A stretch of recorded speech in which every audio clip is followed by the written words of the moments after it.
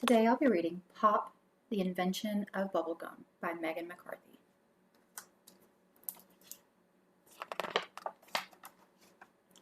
On a small street in Philadelphia in the 1920s, there was a factory owned by the Fleer family.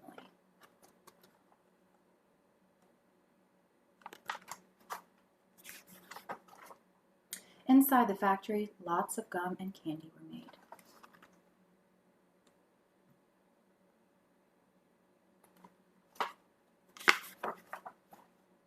Working upstairs was a young accountant named Walter Dimer. His job was to add numbers and balance budgets. He knew lots about math, but not much about gum.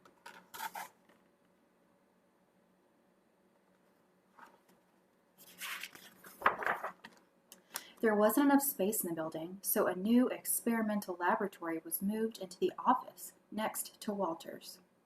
In came lots of beakers and pots and tubes. What could be going on?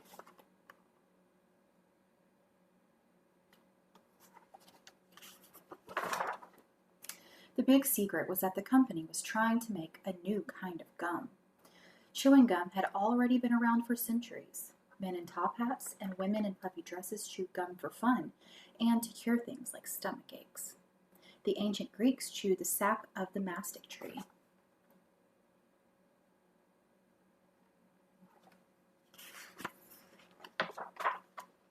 And American Indians introduced early settlers to spruce tree resin, a sticky substance that could be chewed.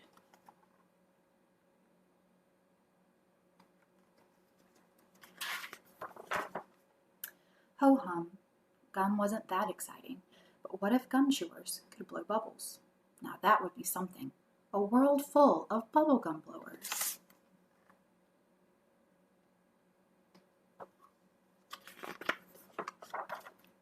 Every day, Walter watched what went on inside the laboratory. There wasn't much progress.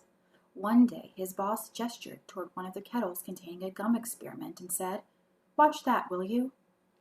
After a while, I was not only watching it, I was doing it, Walter said. He added a bit of this and a bit of that, but still nothing. Perhaps making a new gum wasn't possible after all. And soon, Walter's boss had given up.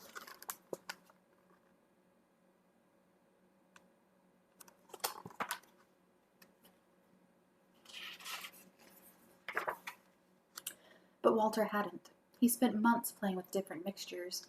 Finally, something was happening. Bubbles! Big, glorious bubbles. The mixture needed flavor, so Walter added a bit of cinnamon, a dash of wintergreen, a drop of vanilla. Could this bubbling batch be bubblegum?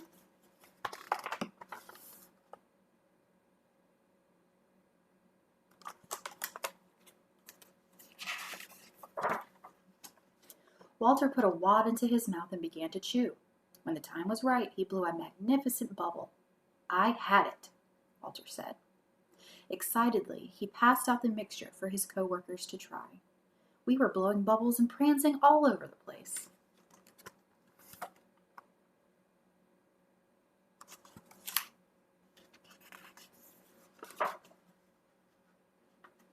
Sadly, the next day the mixture was as hard as a rock. It wouldn't blow a bubble worth a darn. But Walter didn't give up. Back to work he went. After many more months of adding this and that, top secret ingredients he would never share, Walter found what he was looking for.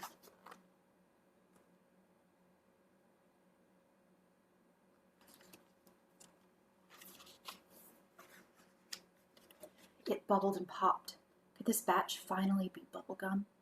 To finish off his grand creation, he needed some color.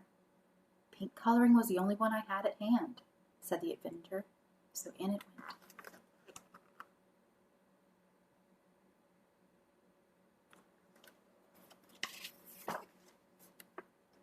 A batch was cut into pieces, and 5 pounds of it was brought to a local mom-and-pop store.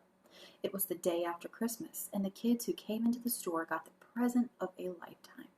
They were the first people in the world to try a bubblegum that worked. That day, Walter gave lessons on how to blow bubbles. Everyone loved bubblegum. When the kids discovered what it could do, it sold out that afternoon, Walter said.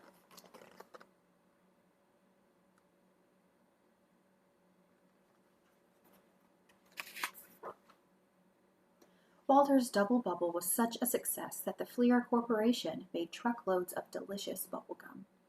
It was delivered to small stores and big stores alike.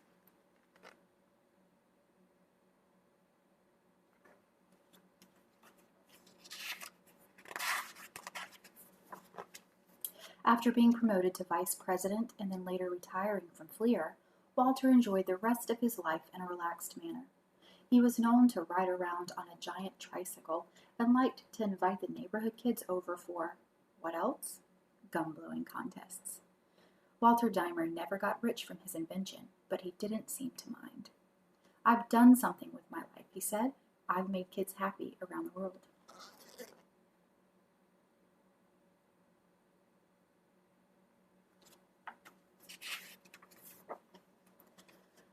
This was the true story of how Walter Dimer created bubblegum.